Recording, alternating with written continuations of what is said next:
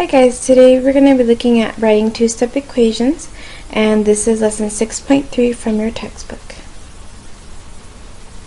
And the first thing we need to know is that when we're writing equations to represent statements, there's three steps that we need to remember. The first step is first analyze the words, so describe the situation and make sure you notice the key words there. Oops. And then second thing, so notice the keywords. Then it says define a variable to represent the unknown quantity. So once you know what the unknown is, then you can start trying to write your equation. The last one is translate it in your verbal model using algebra, so using an algebraic equation. So you've already written verbal sentences as one-step equations. In this video, we're going to be learning how to write two-step equations. Okay, so in the first example it says 8 less than 3 times the number is negative 23. So the words are written there for us. 8 less than 3 times a number. A number is our unknown. That's what we don't know. So whatever we don't know or we need to find, that's going to be our variable. So that's where it says there, let n represent the number. So n is going to be the unknown, or what we don't know. So 3 times that number. Remember that anytime there's a number in front of a variable, that means to multiply. So that's why we write 3n, and then it says 8 less than that. So that means that we're subtracting. So we get 3n minus 8, and we set it equal to negative 23. Anytime you hear the word is, I want you to remember that that means equal sign. Okay, in example 2, 13 is 7 more than a fifth of a number. Of a number, that right there tells you my unknown. I don't know what that number is. So 13 is 7 more. 7 more right there should tell you that it's adding. And then a fifth of, 1/5 of should tell you that you are multiplying.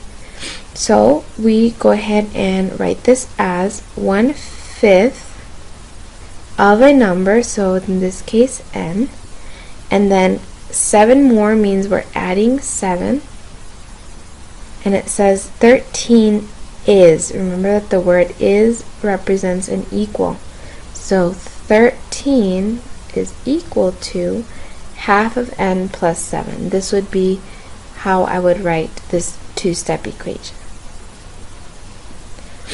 Okay, so I want you to put pause, try these three, A, B, and C, got it, and see when you come back, see if you got them right.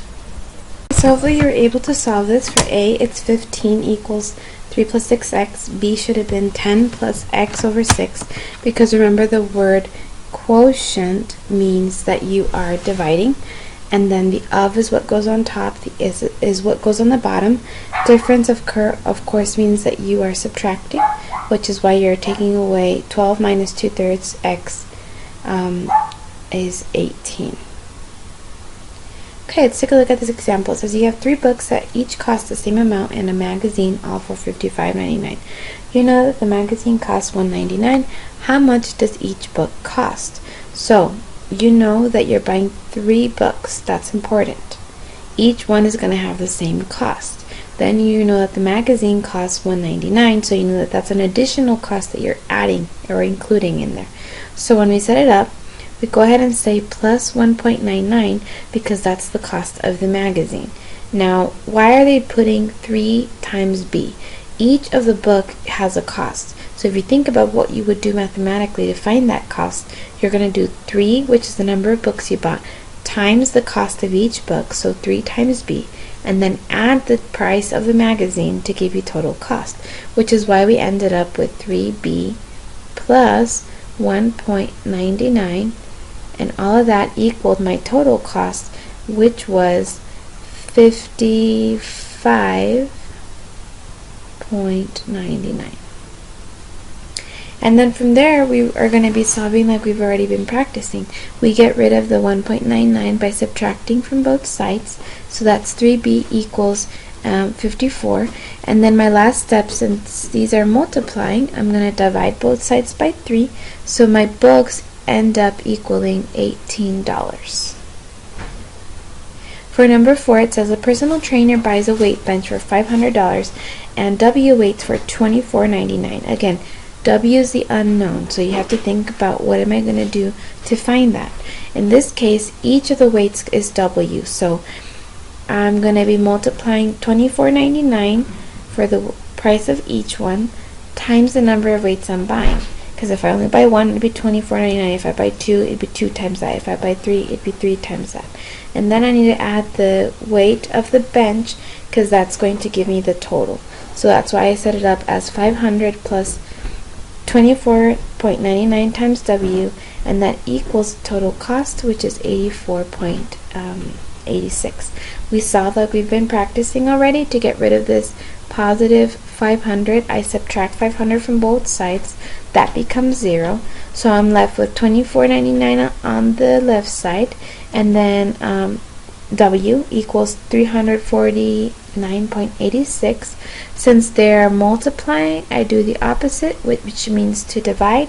I divide both sides by 24.99 to cancel that, and I'm left with W equals 14. So we ended up buying 14 weights. Okay, go ahead and put pause. See if you can do this problem.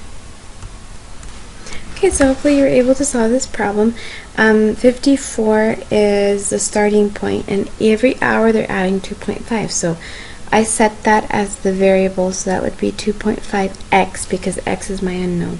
So I went ahead and started solving. I got rid of the 54 by subtracting from both sides. So I was left with 2.5x plus 30. Is equal to 30. And then to get rid of that 2.5, I need to divide, because right now it's multiplying. So I divide both sides so that that cancels, and when I enter that into my calculator, I get that x is equal to 12. So in 12 hours, it's going to be 84 degrees. That's it, guys. Hopefully you're able to do all of these okay.